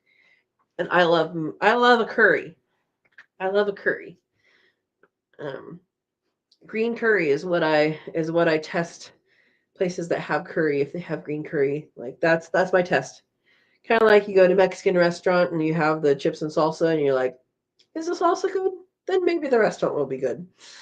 Same thing for the green curry. There's a place in Nevada, of all places. The guy's from Guam. It's called the Thai Jasmine, and he has avocado green curry. So he just adds avocado, like big avocado chunks into the green curry. It's delicious. Yeah. Etsy. Etsy's an interesting place to find different things. Nicholas, welcome. How are you doing? And we're talking gardening right now. Anything homesteading? Yeah, let us know what you have going on. Yeah, Etsy does. You can find seeds and stuff on Etsy too. And it can be interesting finding things that you don't quite know where to get from. But Bruce, you specifically, and anybody in California or Arizona or Texas, I recommend joining the California Rare Fruit Growers, and your eyes will open as to how many things you can grow and how many different varieties of things exist that you had no idea. And their scion exchanges are going to be coming up starting in January through the beginning of March is when that happens, depending on where you are. what am I doing? I am looking for, let's see, rare fruit growers. All right, so here is California rare fruit growers. So here's the link for that. And like I said, they have California, obviously, but then there's a chapter in, what did I say? Arizona, and there's a chapter in Texas. Chapters. Oh, I guess no Texas anymore, huh? Well, California and Arizona is what it says on their website now. Apparently, it's all of Arizona. And they have a Facebook page. Okay, and then California, there's 19 chapters in California. So looks like furthest north is Sacramento. But yeah, it's a really, really cool organization to be a part of. Yeah. Yeah. So, I've been thinking a lot about the food forests that I'm going to be doing, and thinking about that. I do have someone, I believe, that's going to do some of the undergrounding for electrical. They're coming out next week to take a look at it, and you're welcome. And once that is done is when I can start cutting trees. That's what I feel. I do need to get the permit, which is free, and also I need to look at. I need to call the county and see if that changes my my taxes, because it shouldn't, because right now I'm food forest, not food forest. I'm what was it? Farm forest, farm/forest, and in my mind it would still be farm/forest. So, but I do need to clarify that before I jump in. Just so I'm still going to do it, but I need to know what I'm going in for. So, yeah, um, getting closer, getting closer. So, all right. So, is anybody planting a spring garden or a winter garden? Actually, winter garden. Is anybody doing a winter garden? I know Bruce says you can plant things. Nicholas, I don't know where you are, if you were able to plant a winter garden, but there's some suggestions for winter gardening that we talked about earlier. We can talk about again if you'd like. Steve, you don't do a winter garden, right? Trying to see who else is on here. PJ's already sleeping. Okay, Bruce says I'm starting to source lemon verbena, matcha, and goji berries for my food forest. Bruce, I wish I knew you when I was there, because I would have said come get anything before I move. Yeah, lemon verbena is gonna be super super easy. Goji berry super easy.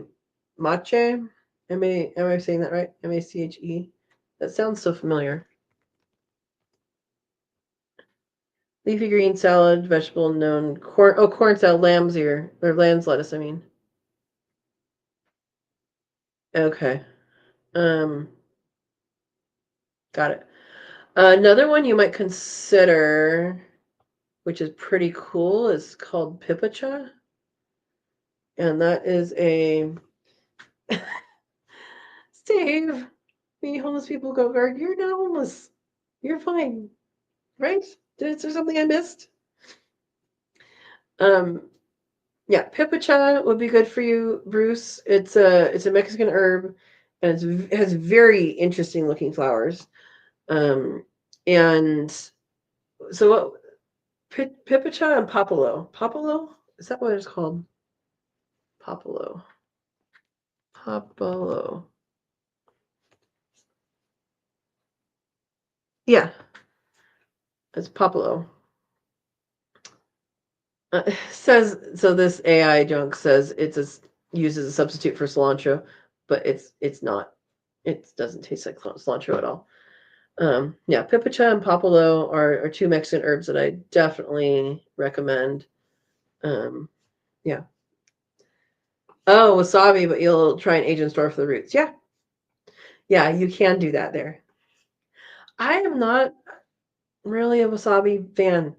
I know. Well, I the most I know about it is that it's popular with sushi, but I'm not a fish fan, and I don't think I'm a raw fish fan. I do like the ginger that they put there though, so the pickled ginger is good, but I'm not a wasabi person. Yeah, a hot radish. All right, a small amount goes a long way for yeah. It's see, I'm fine with heat. I love heat. I love spicy. I love spicy for a reason that tastes good. I don't like spicy that doesn't have any reason. And for me, wasabi doesn't have any reason. It doesn't have a good flavor to me. Yeah, other people love it. Yeah. Um, I mean, I eat raw ginger. It's super tasty to me. Buster said I planted tons of turnips in with wheat. Turnips is another one that you can plant in the winter. All got rooted up by wild hogs. Well, you planted it for them, right? Yeah. Steve says, Buster, you're not supposed to feed the wild hogs. Oh my gosh. Um, I'm sorry. Yeah, turnips, rutabagas, beets. If you have them going into the winter, that's probably best, huh? Um, and you could eat the greens of all of those things, so it's good. Wasabi is great on beef roast, Verna says. I'm not a fan. You guys can keep it. I like gravy on roast beef. Wait, what's the difference between beef roast and roast beef? Is roast beef after it's cut? Can you have roast beef without it being cut? It's a beef roast then. See, and that's the same thing, Verna. I'm not a horseradish fan either. She says wasabi can be used like horseradish. I'm not a horseradish fan. I don't like the flavor. Yeah. Desiree's here. Hello. Welcome. Excuse me. Welcome, welcome. All right. Desiree says making me want to roast. Oh my gosh. And Steve loves horseradish. My goodness. In moderation. Thank you for blessing me. I've been blessed. Um, oh, Bruce says wild hogs are so out of control here. They're open season year round. Tags are free but required. Yeah. So Bruce, I'm a wildlife biologist by trade, and I've done a lot of in the field stuff, off trail, all that stuff in the Bay Area. Not where you guys, well, some up where you are, but not very much where you are. But I have heard, so we have feral pigs there. It's not like so where Buster is it javelinas that you have, or is it like feral pigs? Because you might be in the javelina area. Um, but yeah, we're in the Bay Area. I have been in the field by myself off trail and heard them like in the grass when the grass is this high and you can't see them, and like you don't want to surprise them at all. Yeah. Yeah. It's they are reactive. Yeah. Desiree says, got my expensive collectibles from the movies. What? What are you talking about? What do you mean your expensive collectibles? Where from? What do you mean from the movies? Which movies?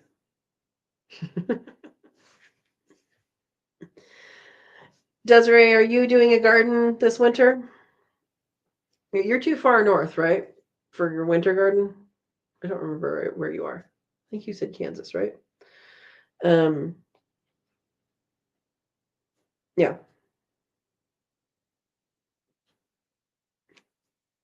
Hmm. Mm. Well, guys, um I started some starts. It sounds so silly. Uh from a friend gave me some spider plants. He brought them in for the winter and cut off all the baby spider plants, and you can put those into water or into soil and they will, their roots will grow and make new plants. And anyway, I wanted some anyway for above this cabinet in the kitchen is by the solar tube. And it happened that this, person, this new friend of mine, is had a bunch, and so they're actually looking like they've rooted and they're doing really, really, really good now. So I'll be planting that up at some point, probably next month. So that's good. Yeah. Okay, south of Verona by 100 miles. Got it. Not as much as Steve. Got it. Okay, it is feral hogs. And they get huge. It only takes a couple generations for them to start growing tusks and hair again. YouTube crashed again. Anyway, you're having trouble with that last time. Bruce, those are both wrong. He says add horseradish to ketchup to make a yummy cocktail sauce. I'm not a fan of either one of those things. Yeah, Verna says I hate ketchup. Oh, and Steve wants shrimp now. You can keep all that too. I think Steve and Bruce need to get together and have a potluck. I think that's what needs to happen. Uh, Desiree says, I got the something head popcorn bucket and cupcake cup. We didn't have the money to get the cheaper ones after these. What?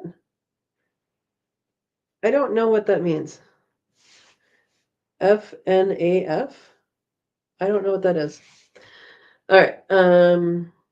Yes, I do. So my dad is saying, remember our spider plant in Carlsbad? It was huge. I do remember it, and you should have brought it with us because it was like how. So I know it was huge as a kid for me. How big was it really? Because I feel like it was like 5 feet tall. I mean, 5 feet low. Is that what it is when it's in a basket and it has babies? Is it 5 feet low? How big was it actually? Do you remember? Yeah, Bruce, not a fan of crabs either. Cocktail sauce and dungy crabs are the best. I think you and Steve need to get together and have a potluck. Oh, you were abbreviating something nobody knew or nobody. I didn't know what that was. Five Nights at Freddy's. I don't know what that was, but congratulations. Oh, Dungeness is dungy. I mean, dungy to me means poop, like a dung beetle. I'm not yucking your yum, but I don't need any. You may have all of it. Uh, okay, so Desiree says they only had sold 5 of the heads and around 6 of the cupcakes. Okay, I don't know what Five Nights at Freddy's is, but you are obviously into it. So I'm going to say congratulations, especially if it's that rare. Good job. Okay. Steve says no crabs need butter, but tasty indeed. If it has claws, it needs butter. Oh my gosh. There are 3 types of crabs off the coast here. You know, I'm not a things that live in water kind of person. Yeah. Um, the other says cups were 30 and heads were 60. Oh my gosh. Hopefully they're currently being resold at 200. Well, hold on to it and maybe it'll be worth more, huh? All right. My dad says the pot was over a foot diameter and maybe the the babies, the hangers, were 4 to 5 feet long. Yeah, I don't know what the proper term is either. Yeah, exactly. I'm willing to share the things that you're having with you. More for the rest of us, he said. Yeah, so that's what I remember. 4 to 5 feet down. Yeah. It was an old one, right? Yeah. Um well, I'm hoping to have some cascading effect from the top of the shelf here, but it might get in the way. We'll see. But I think it's a great thing. And spider plant, also known as bathroom plant, it takes in a lot of toxins, um, meaning cleaning the air, which is pretty cool. And it does well in low light too. Yeah. Um, Brenda says crabs and seafood is not good in my area, too far inland. In my opinion, it's not good anywhere. But like I said, more for you guys. Oh, oh my gosh. Desiree, you are going crazy about these movie, what do we call them? Movie things. I'm glad you got what you wanted. And Desiree wants to try fresh seafood. Well, go to Bruce's. He'll fix you up. Um,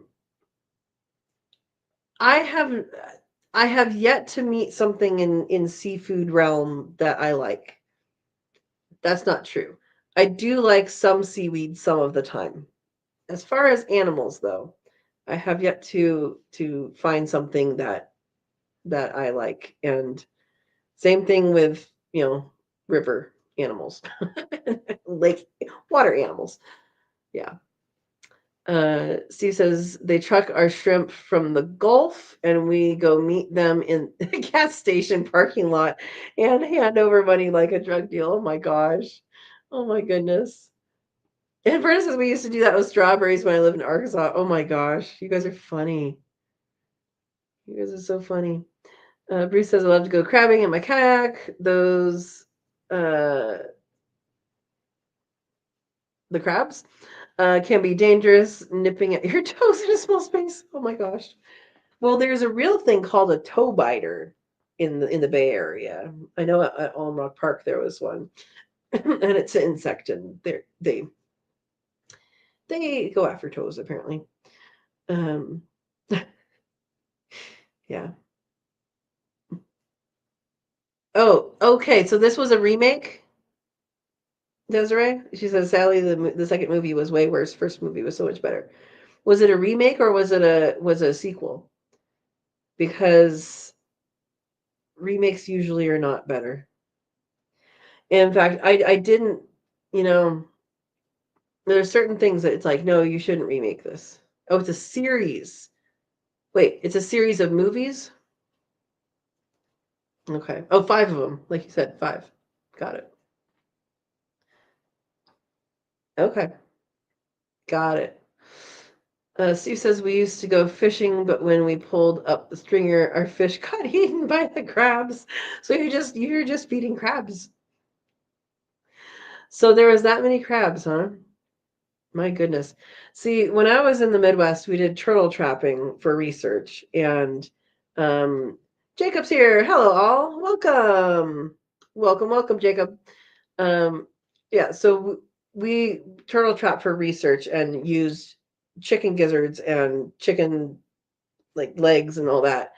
And we caught some interesting things in there for sure. There was a cottonmouth. I did not deal with getting it out.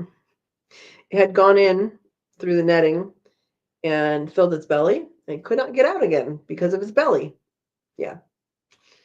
Um, Bruce is laughing at Steve. I had done that by seals one time.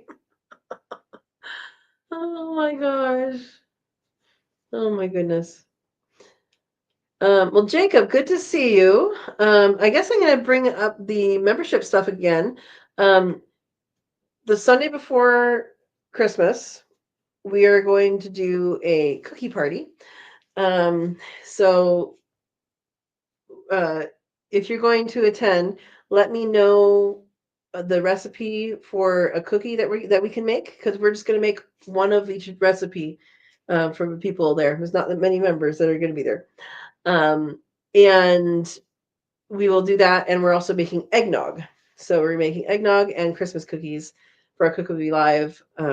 Thank you, Steve. And Jacob says, I love cookies. Who doesn't? Who doesn't? The only caveat is we have to be able to make it in one day. So there's no chilling overnight or things like that. So that's the only caveat. I do plan on making a Facebook group for the members only, and that way we can talk more efficiently. Uh, and I don't know if everybody's on Facebook or not, but that would be a good thing, and uh, and go from there. So I don't remember what I can see about members, but I will try and get in touch with you guys about getting onto the Facebook group once I make it. So hopefully I'll make that. It probably won't be today because I have other things to do, but it'll be, hopefully by the weekend. And so we want to make sure that we get all of our ingredients in time. So yeah. All right. Desiree said, "How is eggnog made?" We're gonna find out. We're gonna find out. Verna says, "Oh, quail eggnog is the best." I haven't made it yet. I was all set up to do that when I had quail. I was all set up to do like a taste test. Like I had like I think there was 6 recipes that I was gonna try. You know me, go big or go home, right? Um, and I never did it. So yeah, so PJ made one that was on the Verna, you can put a link to the group, the Facebook group, the cook Quail in the Kitchen. What's it called now? The Facebook group that Verna moderates for recipes for quail and other animals, um, homestead animals. And does it work with powdered quail eggs, Verna? Because I have powdered quail eggs still. Um, yeah. Bruce says eggnog for me is like shrimp is to Katrina. Well, then I'm not going to share with you. Oh my gosh. Jacob said, okay, I'm going to need to pencil that into my schedule. Yep. Yep. What is that? Powdered quail eggs. So Verna used to have quail, and she has a freeze dryer. So she froze. What you do is you scramble the eggs raw. You scramble it raw, and you put it onto the tray, and you put it into the freezer. And then once it's frozen, self-sufficient kitchen. Thank you, Verna. That's the link for that. And somewhere on there is a recipe that PJ did, and it was good. I said, PJ, you find it. Um, and so once it's frozen, you put it into the freeze dryer, and then once it's freeze dried, you powder it in a blender and then bag it up, or put it in a mason jar. And then you mix it with liquid, and it becomes a runny egg again. It's pretty amazing. So that's what she's talking about, Desiree. Yeah, so I will be making a Facebook group that we can all, the members can all, talk back and forth and share recipes and share that kind of stuff. So yes, freeze dried egg. That's what she's talking about. Powdered freeze dried egg, raw. Yeah, so I will be making that group. I just haven't done it yet. Yeah. Yeah. So that's what we're doing. 2 tablespoons quail egg powder to 2 tablespoons of water equals 1 chicken egg. Good to know. It's kind of nice to have actual measurement with that, right? Because with the actual eggs, it's always a little bit off, right? I mean, what the quail eggs that I had, it was 3 yolks and 4 whites equals 1 chicken egg, 1 large chicken egg. And so I just did 4 eggs. Yeah, if it has more yolk in it, I don't care. Yeah. But yeah, quail eggs are wonderful. Chicken eggs are good too. Duck eggs are good. But yeah, quail eggs are wonderful. Desiree said, sitting here thinking something about a boiled egg being powdered. Nope. I was so confused. Or like egg-shaped snack. Nope. So yeah, literally raw egg, scramble it up, and freeze dried and then powdered. Yeah. Um, Bruce says freeze dried eggs are safe, but dehydrated eggs are suspect. Yeah. Yeah.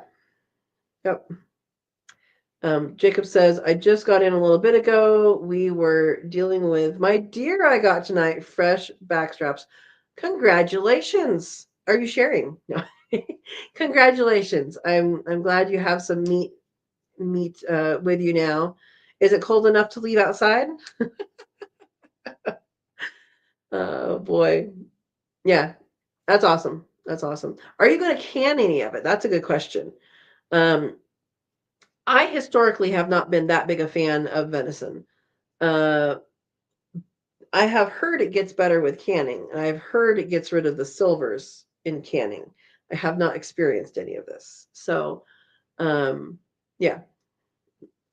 What are you going to do with it? Is it all going in the freezer or just sitting outside? Because I'm sure it could do that where you are, right?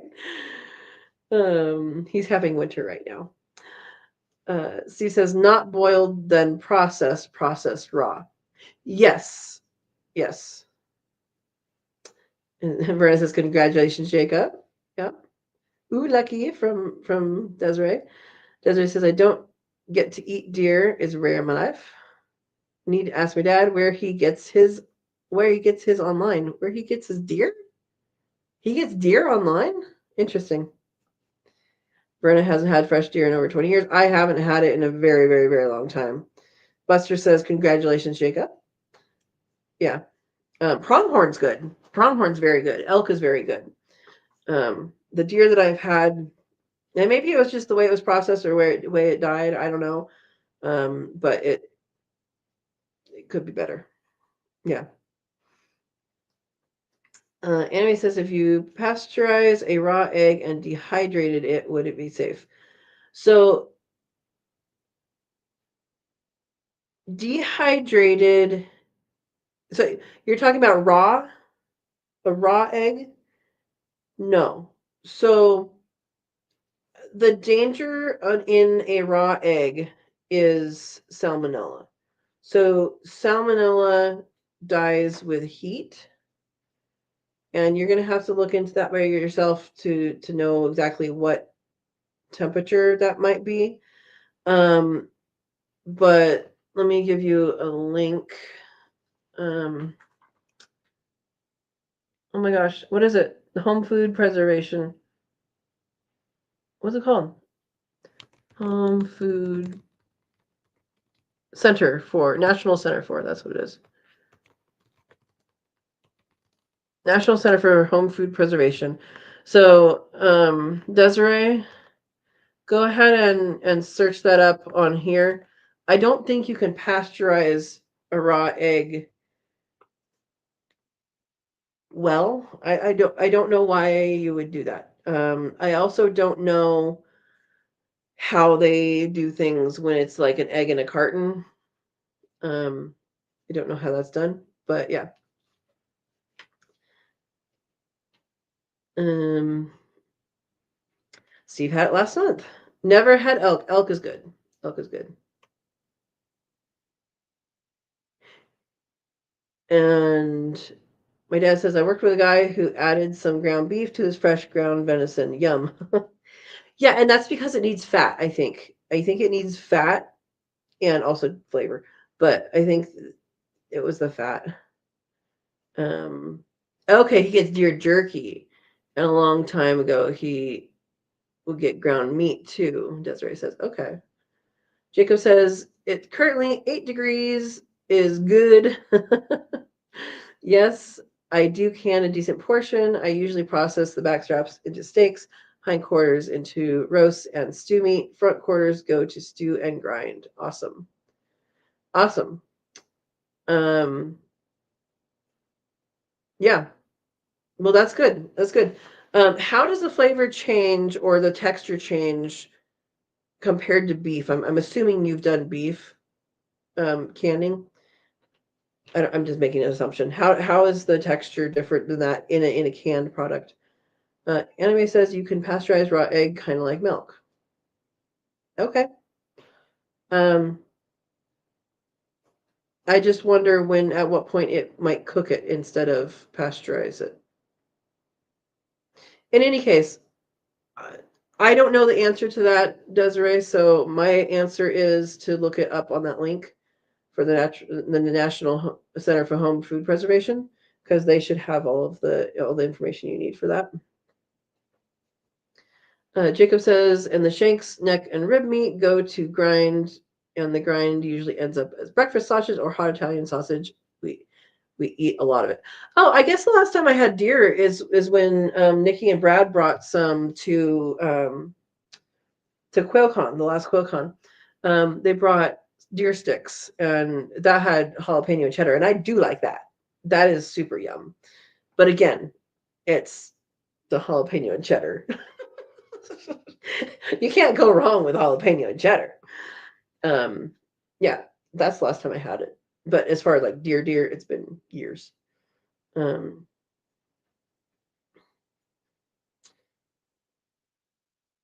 yeah, Verna says, "Oh, Jacob, you are lucky."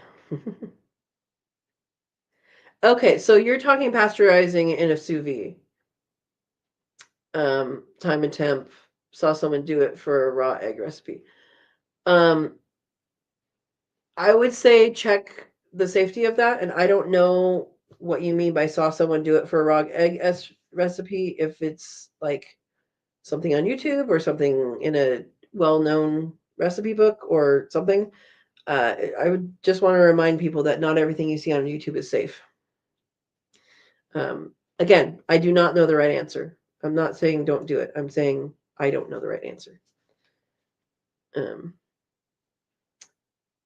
Steve says we add beef suet to the deer grind. That works. The whites become white. Well, then you're cooking it, Desiree. Right? Okay. Jacob says it's very similar canned. Any silver skin breaks down and you would never know it was in there. Okay. Trying a new cut this year, making venison tomahawk steaks as a little bigger than a lamb chop, but still a nice red meat. That's good. Okay, so Verna's responding to the egg stuff. That is because they pasteurized it too long or didn't put in ice water to stop the cooking. That's a good point. Yeah, so things keep cooking after you remove it from heat. Yeah. Yeah, that's my thoughts too, Steve. If they sous vide it and the whites become white, it was not pasteurized, it was soft boiled. That's my thinking too. And Desiree says on YouTube, I looked it up, seems it's used for stuff like Caesar dressing. It's still liquid egg. Um, Very interesting. Okay. I just don't know, and so I'm sharing my caution. I'm not saying don't do it. I'm not saying it's wrong. I'm saying I don't know, but I do know where to go to look up uh, safety. So, and that's the link that Verna just posted. Thank you, Verna. Um, oh, you actually got one that was more specific. That's good. Um, yeah, I just want you guys to all be safe. And I mean, anytime if I'm doing canning and stuff, I I follow the directions. If I'm not following directions, I will tell you why. um, you know, but check me on things. I think I'm doing things the right way, but very nicely say, I think this is a different way to do it. Or I've never seen it done that way. I do it this way. Or, hey, here's my resource. I'm good with that. I'm good with learning stuff. So, but I always say, always double check. Yeah. Yeah. So Bruce says, I have friends who've dehydrated eggs, then powdered. They have had no issues. I just know I wouldn't do it. Yeah. So you're saying dehydrated raw eggs. So I've seen people dehydrate cooked eggs, and um, vacuum seal them. I've seen that, or just put them in a jar or whatever. But you have to follow kind of the same thing as you would for jerky with that. If it cooked, it makes sense because it's cooked. I still think it's not a great product. And if you have access to a freeze dryer, that's going to be a better product because it's going, if you don't have liquid in there and you don't have, moisture and you don't have oxygen, then it's going to last. Yeah.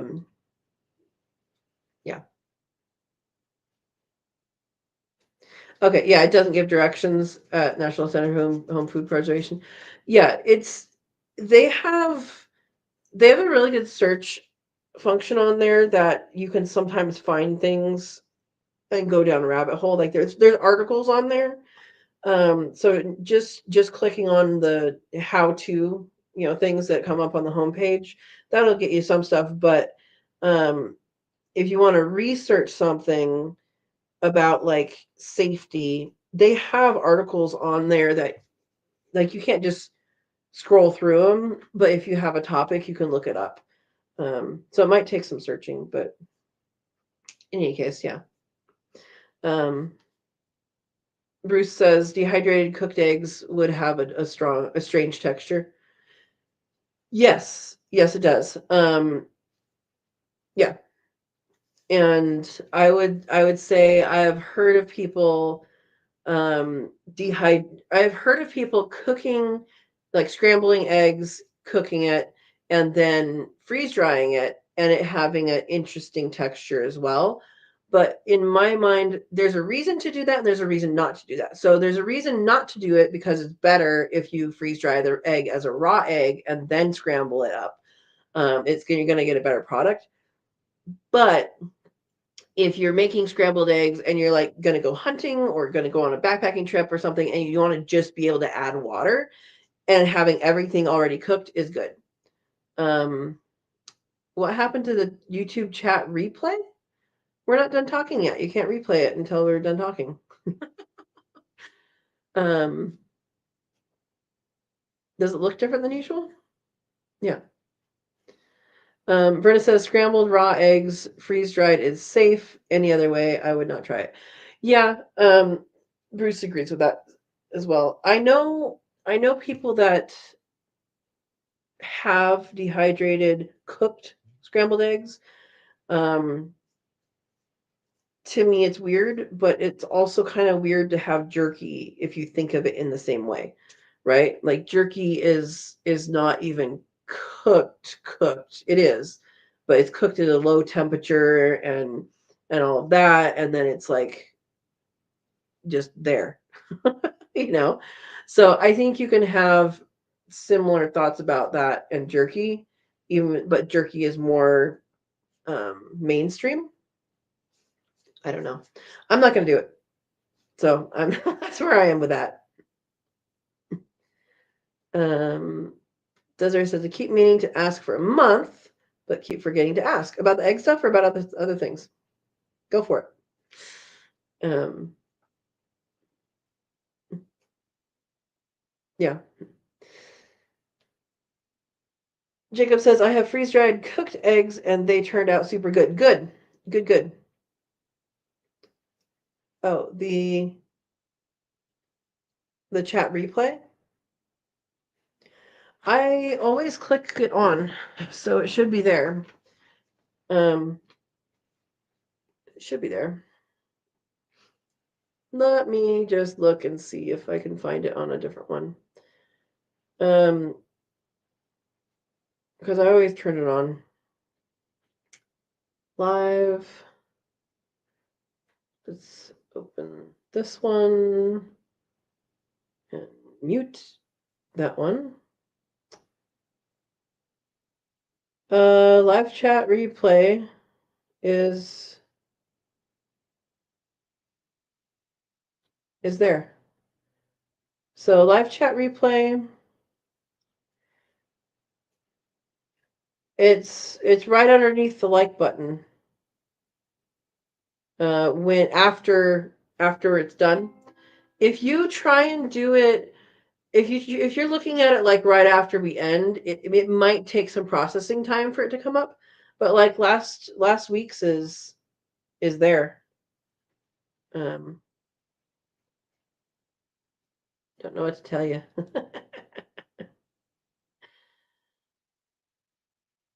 Yeah. Yeah, you have to click on the link that says live chat replay. Yeah.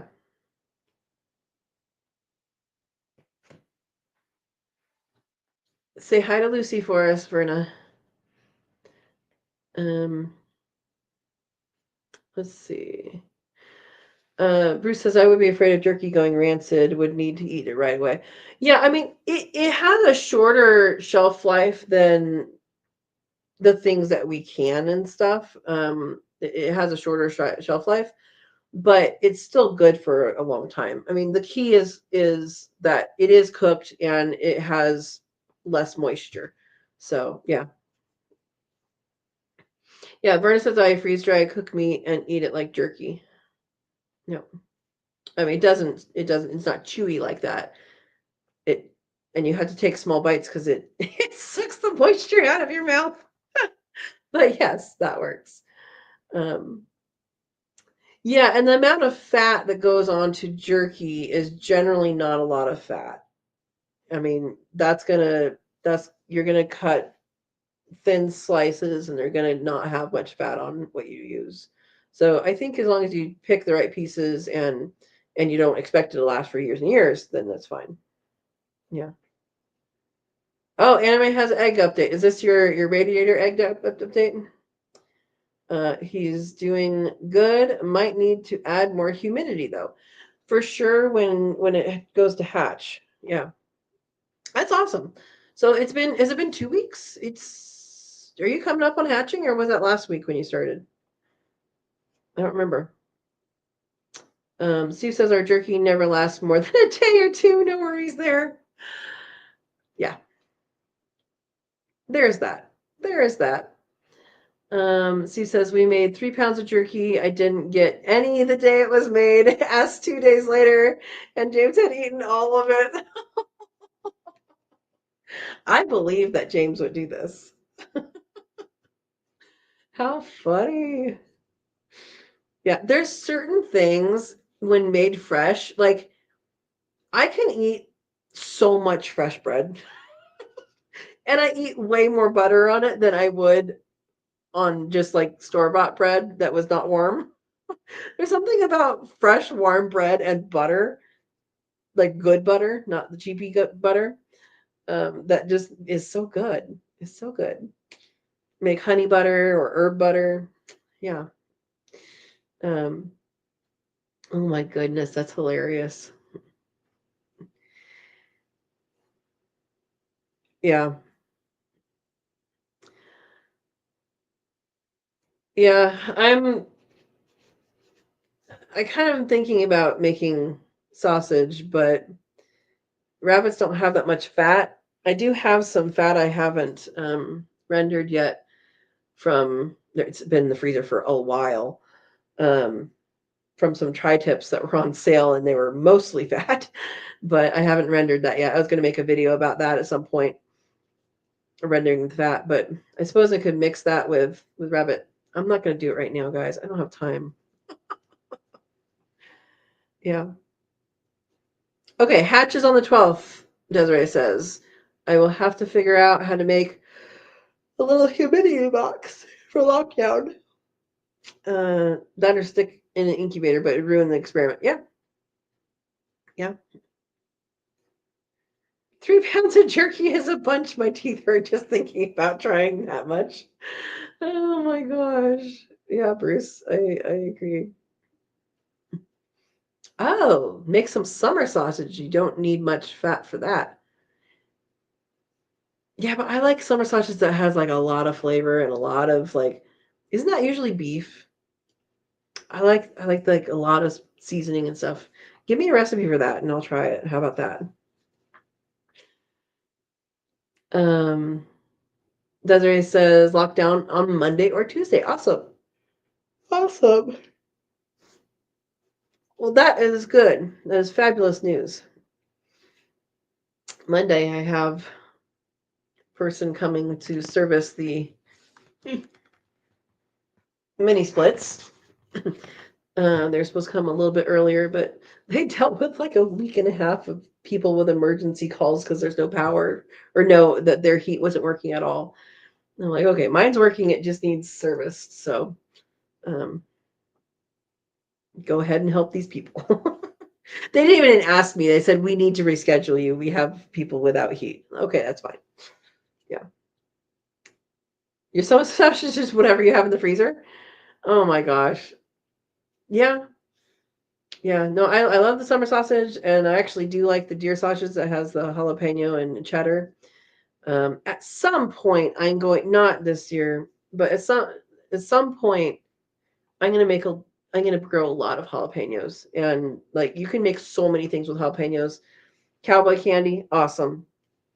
Um, Using it for different things. Just I can use jalapenos for so many things, but you know, jalapenos and sharp cheddar cheese, like in everything. Yeah. Yep. Um, yeah, that's pretty funny. Whatever you have in the freezer. Yeah, I have a meat grinder. It's an attachment. It's an off brand attachment for KitchenAid. Um, and so it's not like one of the high powered ones that you would grind a whole beef with or anything. But it works really well, and it it came with the tubing. I don't think it came with any, like, what do they call it? It's not the intestines, it's the fake intestines. The sheathing. I don't think it came with any of that, but it has the tubes. Um, so yeah. Anyway, there you go.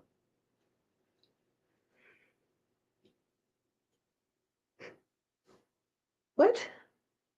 You can't spell that name, so I like that pepper and jalapenos casing. That is an easy word that I did not remember. Thanks, Steve. Yeah, jalapeno is really good, and um, I need to grow cayennes again because my cayenne plant that lasted 3 years, and then all my peppers died because I had it in this room over here, and it was not insulated.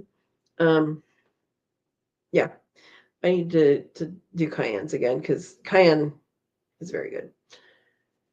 Okay. Bruce says, I have three types of jalapenos growing now. They will croak with the first frost, but I harvested over 100 peppers this week. Awesome. Awesome. Awesome.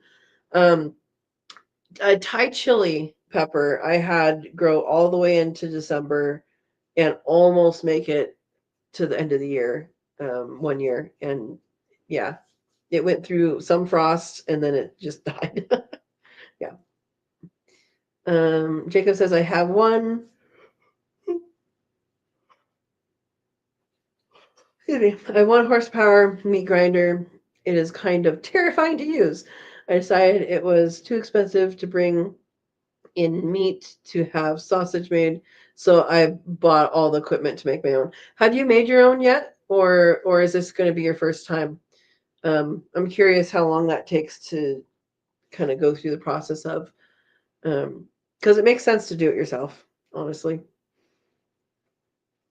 Um, Anime says a good soup my grandma makes throws cabbage and peppers and other veggies into a pot to boil. Awesome. Oh, Jacob even has a patty maker for sausage stuffer that I use to make all kinds of brat patties. Okay. Okay. That's good. That's good. Oh, Steve says, well, it's 10 p.m. Do you know where your kits are?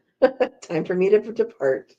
Thank you, Steve. Thanks for moderating, and thank you, Verna, for moderating. And again, Steve, thank you so much for helping me out with the appliances. It's super, super less stressful when I know I'm talking to someone who knows what they're talking about. And if you guys missed that conversation, look at last time's because I was getting ready to get appliances.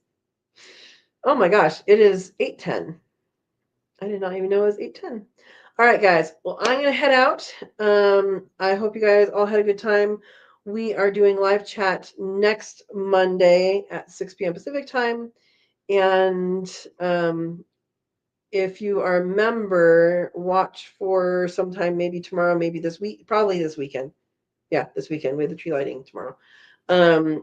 For the um, for the Facebook group, I'm gonna try and get it up this weekend. All right, Jacob says sausage with cures is usually a 2-day thing. You make it one day and smoke it the next. Someone's sausage, I just pack in 1-pound tubes. Yeah, so you can just make patties or whatever when it comes out. Yeah, that makes sense. When's cookies? The Sunday before Christmas is when we're doing cookies, and that's for members. So, yeah, it'd be fun. It'd be fun. All right, guys, I'm gonna head out. I am going to go deliver a frozen rabbit to someone who won it at the raffle for our dessert auction for the town. So I told her to be after 8. All right, I will. Oh, Sunday the 21st. Thank you for the date of the cookie day, and we're doing eggnog too. Have a good night, and we will talk to you guys on Monday. And yeah, have a good weekend. Thanks, guys. We'll see you next week.